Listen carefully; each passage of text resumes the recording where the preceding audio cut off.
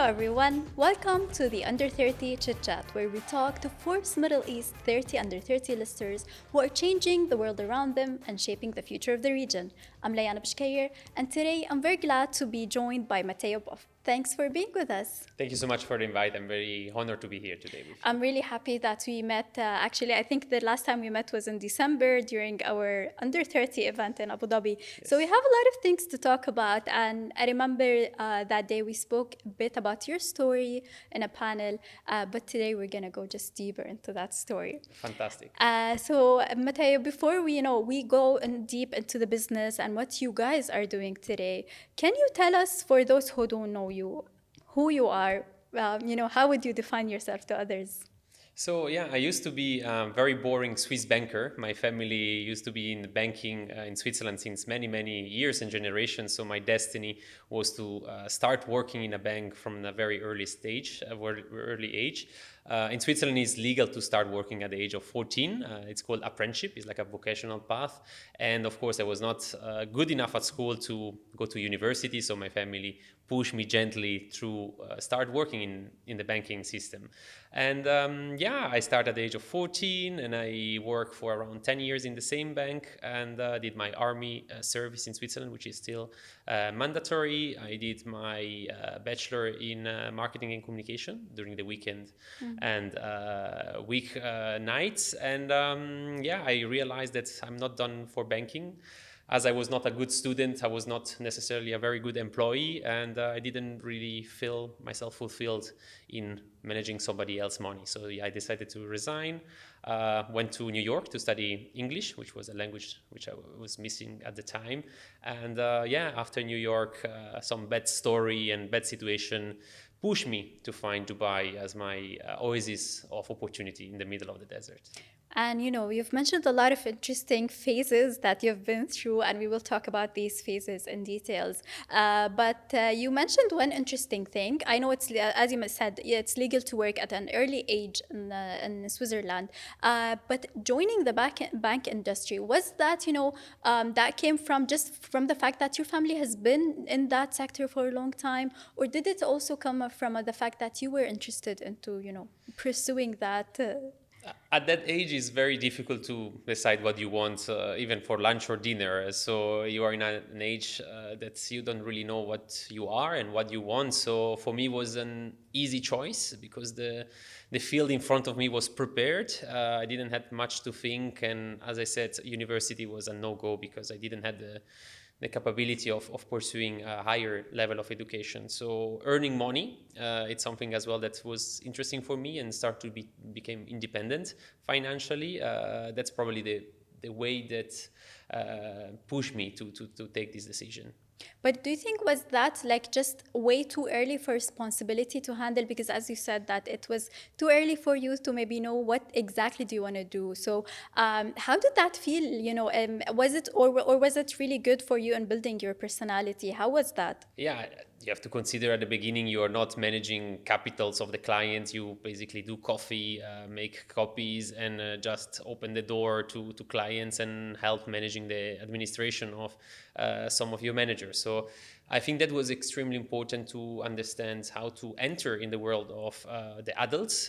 So 14, 15 years old, you learn about being punctual, about being respectful, how to behave in front of clients or superiors. So that's for me was the biggest lesson that I learned out of my apprenticeship, out of the small banking career that I had. And then, as you said, you moved to, you did 2 years of army service because it's mandatory in Switzerland, as far as I know.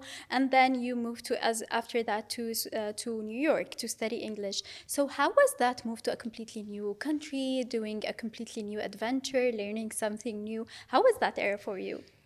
I was scared because I used to my village, my 4 or 5 good friends, watching ice hockey, going around the Alps and chilled in the nature, and moving to the first big city I ever saw was scary. The noise really bothered me at the beginning. The colors, the smell was very overwhelming, but I learned how to live in this type of environments and I loved it. And it was just an English course, which I embraced. And I think this as well helped me to move through the decision of moving to Dubai, which was another big city, and the different culture, the different opportunity that a city like New York can offer reflected in my decision after to be moved or to move to Dubai. But why Dubai specifically? Like, it's way too far from New York, it's way too far from Switzerland. Maybe there are some similarities, but why Dubai, not any other city? So if I have to be honest, Dubai, I didn't really know exactly where it was 12, 13 years ago. I went through a very bad phase of my life where I lost my mom and I went through a very bad divorce. And a friend of mine, which was since now the greatest support that I ever had in my life, told me, I will help you to move to this difficult situation. I have some contacts in Dubai. Why you don't try to go to this new place, the new center of the world? And at that stage, I have nothing to lose. So I really took the opportunity. I jumped into the unknown, and I came to Dubai in 2016, and this is now my home away from home. And as far as I know, that when you came to Dubai, you first established a startup that did not do that well. So can you tell us about that startup? What was the idea behind it, and why didn't it work? So I wanted to reinvent myself, the new Steve Jobs or Jeff Bezos of the situation. I have no knowledge in technology, no experience, and I met a group of friends at that time that had this idea of creating an application to create short video for the food and beverage industry and the hospitality industry. And I thought it was a very good idea. That was even before TikTok. And I think the idea was good. And we decided to move to India with these two friends. And we create this company, this app. And at the end of the day, we lost a lot of money. The app was not performing. And I came back to Dubai with two solutions: one to go back to Switzerland or to reinvent myself. And luckily enough, I took the second decision. But how was that failure to you emotionally? How did you comprehend it? Because to have that big of a dream, to chase that dream with a lot of courage, and then you suddenly lose everything. And I remember you telling me back in December that you actually lost all of your savings. So how did you handle that emotionally? So in that moment for me was very difficult, but it's something that teach me a very big lesson that I'm not built to create myself startups.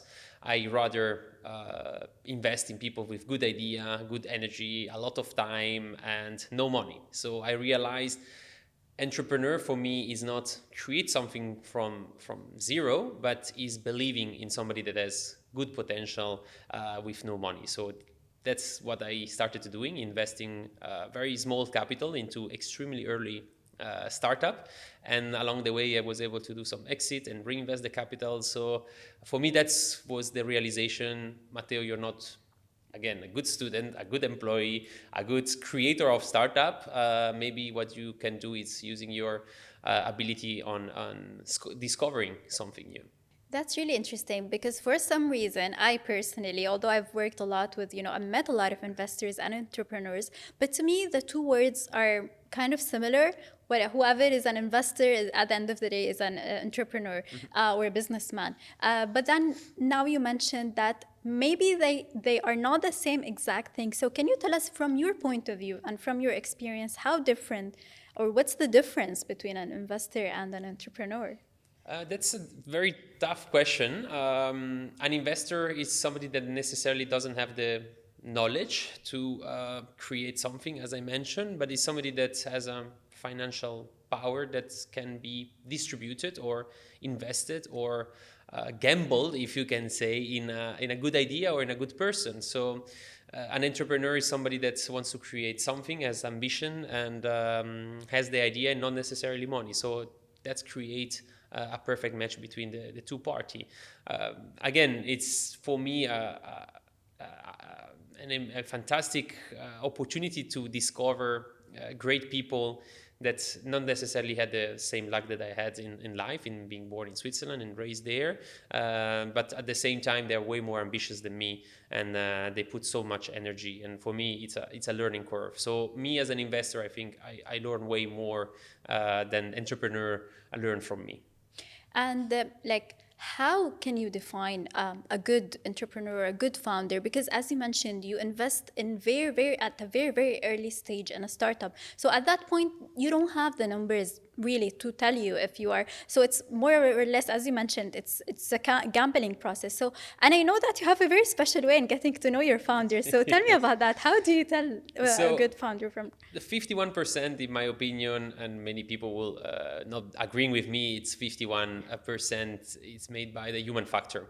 I scout most of the startups, which I invest my private capital from startup competition in university. So we're talking about 17, 18, maybe 20 years old young guys or girls that have an idea and they use it maybe as a program for the university. And I participate in this like Shark Tank competition or Dragon's Den. And at that stage, the idea is very rough, probably not even prototype. But if I see somebody with a very good potential and a good manner, and the presentation doesn't have to be perfect, the business plan doesn't have to be perfect, but is the person behind that give me the confidence or this click. It's very gut feeling. It's difficult to explain. That's interesting. And you mentioned that you founded your own startup that did not work, so you went into venture capital. But until reaching that point, or until reaching a point where now you have a VC that's well known, that everyone wants to be part of it. How many no's or how many rejections did you have to take until you got your first yes? So basically, the VC that we created, it's made by a bit crazy people with some capital aside, and as well that they want to invest in people and in the impact that they want to create for the societies. We are very focused in impact startup, and we pull this group of friends, family, and mostly fool that want to not leave anymore the money in the bank account with zero interest or negative interest, but invest in young mind that can shape a better future. So we had to go through a simple process, sitting together around a table with a pizza, and decided, okay, let's create this small venture that can has a positive impact, and as well create some money, because at the end of the day, the goal is, of course, to create a financial benefit. And just to clarify, maybe we did not mention that explicitly, that you today are part of Zebra Ventures, which invests in early stage startup, very early stage. And as you mentioned, that you guys invest mostly in impact startups, which are actually, which means that it's a business that has a potential to have a good impact on different aspects, whether it's environmental or not. So there's this idea, and I remember we talked about that as well back in December, that it's very hard to do well by doing good. So how can you how can you actually how can you make a return on an investment with doing good at the same time through impact startups? I think investment goes through three different pillars of sustainability. So you have the social impact. Social sustainability means whatever you invest in a company or a startup has to do good for the society. So pay goods the employee and give the right access to holiday, for example, and be balanced between men and women. So this is the social aspect of sustainability that we are looking when we invest in a company. The second one is, of course, the environment. So the product or the service doesn't have to harm the environment. And back to your question, the financial sustainability is extremely important. What we do, it's not a charitable program. What we do is investing with an idea of a return of investment. The difference from a conventional investment maybe can be the timeline. So what we look is not a quick return, but is a return that can really benefit people, the environment, and as well our pocket and the pocket of the founder. So we are not greedy. We want to support the founder. We want to create a network between the startups. But of course, if we want to invest more, we need more money to come in our pocket as well. And do you remember the first investment that you guys did? How is it doing today? Yes, actually, I'm very happy that Ashai Bave from Amity University is actually as well one of the Forbes 30 under 30 in 2023, if I remember correctly, and is doing very good. So the company is in India. We are selling worldwide, and is a is a very, very good guy. Not all the startups that I invested are doing so good, but for me, I have a small piece of my heart is in this startup, and of course, Asha is a great person, and I'm sure he will do very, very good. Absolutely, absolutely. And I think because they are doing really well and they have a really interesting idea, they were also, as you mentioned, recognized on the list. And hopefully we'll get to talk to them very soon. But do you also remember maybe the biggest failure or the biggest, the worst investment that you guys have made throughout the way? I have few very bad investment. Of course, the very first startup that was very hard, but was a very good lesson. Along the way, I had invested in Switzerland in some company that unfortunately was in the perfect time, in the perfect moment, in the perfect place.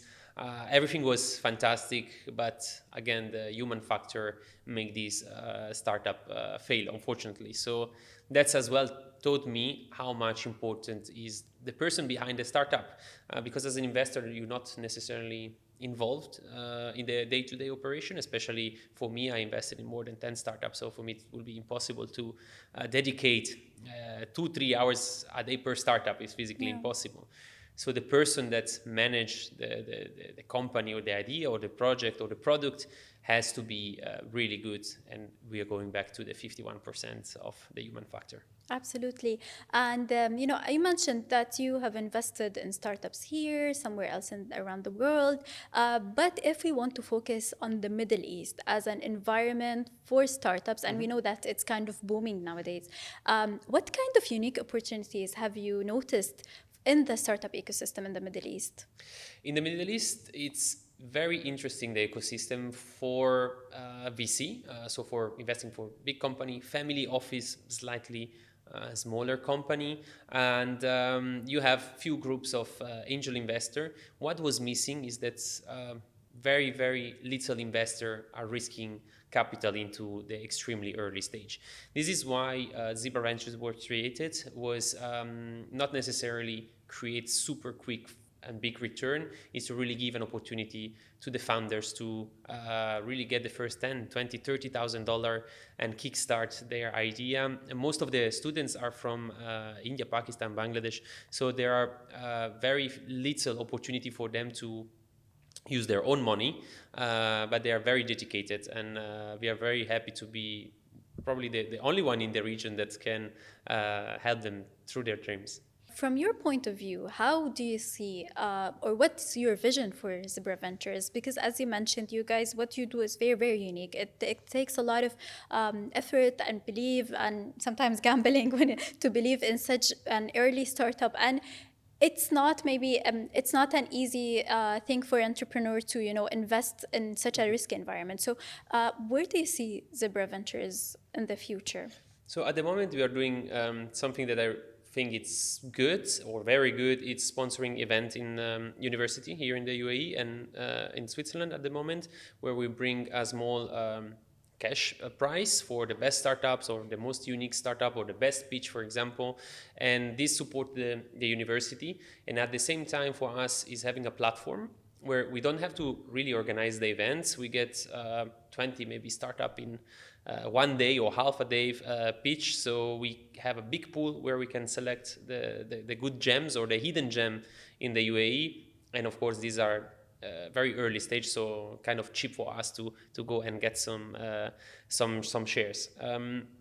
I think the sponsorship in the university is something that we will continue to pursue, and one day maybe organizing a startup competition or on our own. Yeah.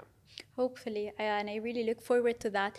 And if we want to look back at your entire journey, whether at Zebra Ventures or the other startups or back in Switzerland, if you want to, look at it in a flashback, what would what would you define as the biggest challenge that you have faced throughout that journey? Ooh, biggest challenge, I will say invest the right amount of money in the right startup.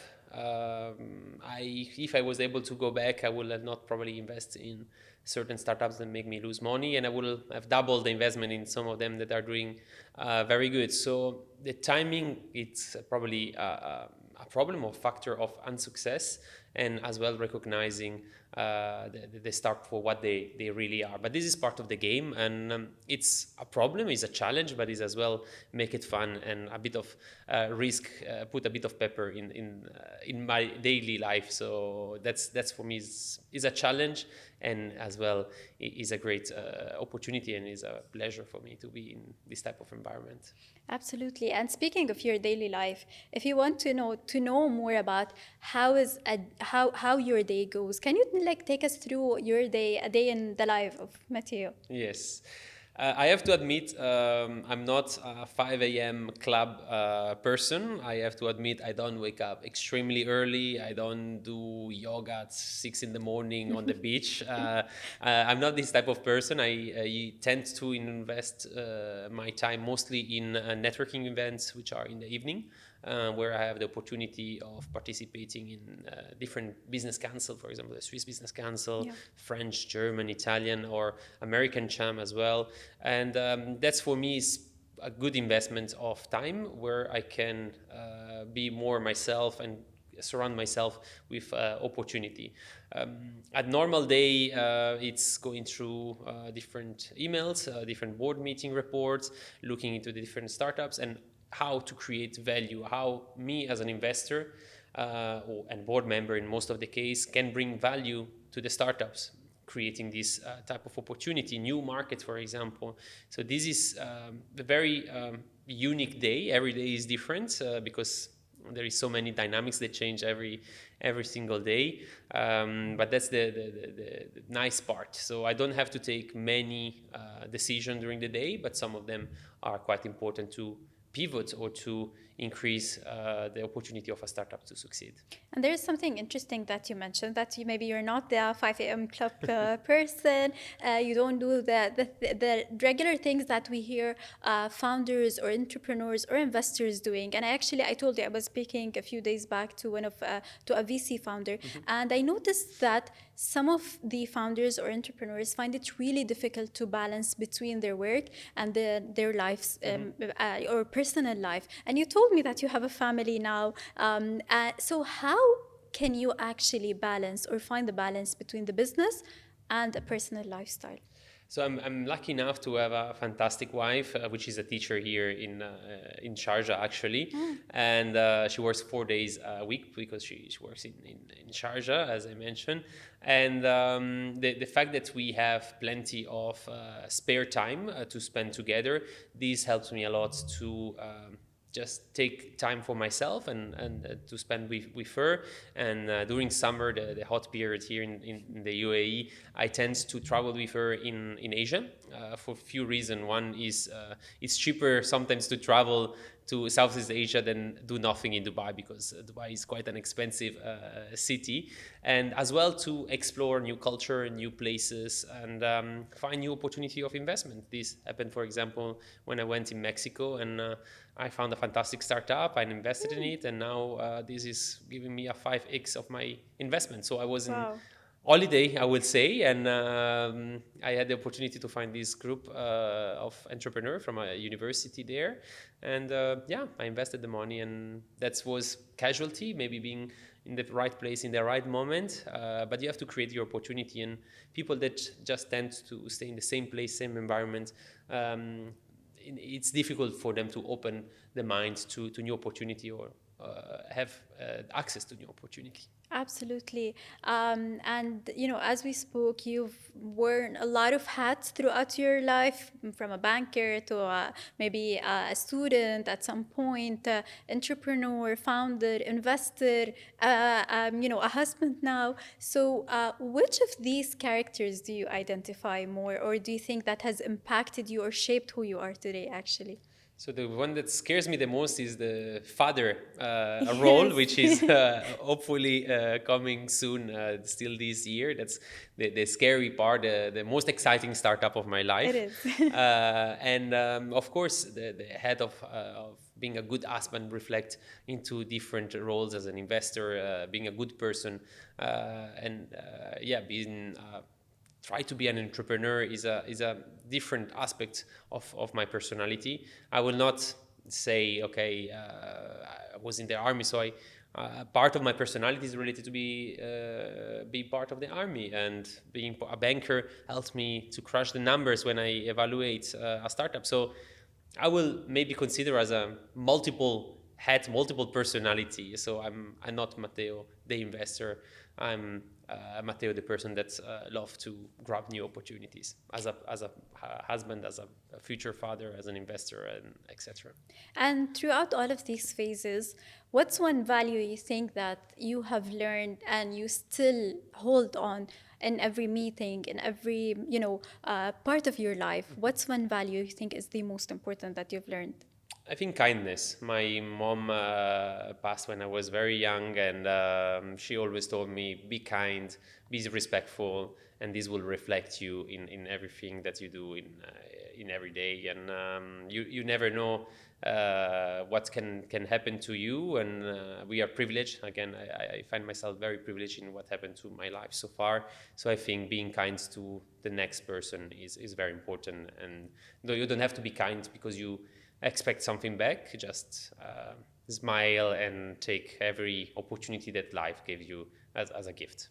Absolutely. And, after all of these trials and errors and the things you've been through, did you reach a point where you have a definition of what success is? Because a lot of people define it differently. And this is actually a question I always ask the people that I have on the show, because they define it very differently. So how does Matteo define success?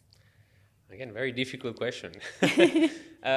Success for me is being independent, have the freedom to decide your proper fate. So be the captain of your own boat and create positive impact wherever you go or whatever you do, and leave a positive mark on this planet.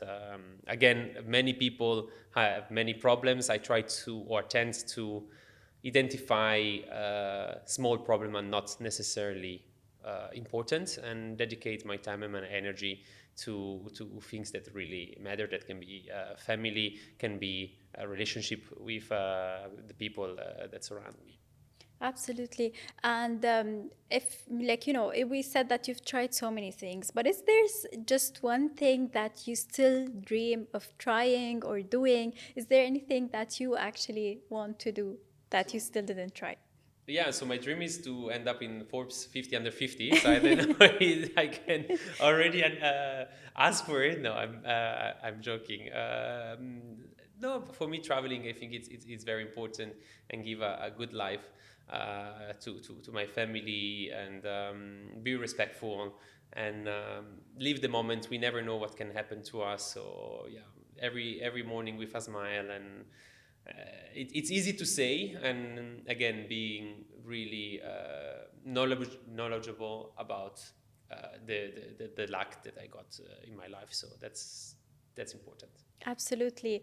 And, I really look forward to seeing, the next steps and the next journeys that you're going to go through. Thank you so much, Matteo, for being with us and for sharing your story and all of these adventures with us. Thank you so much. Thank you so much. Really appreciate, and it's for me an honor to be here.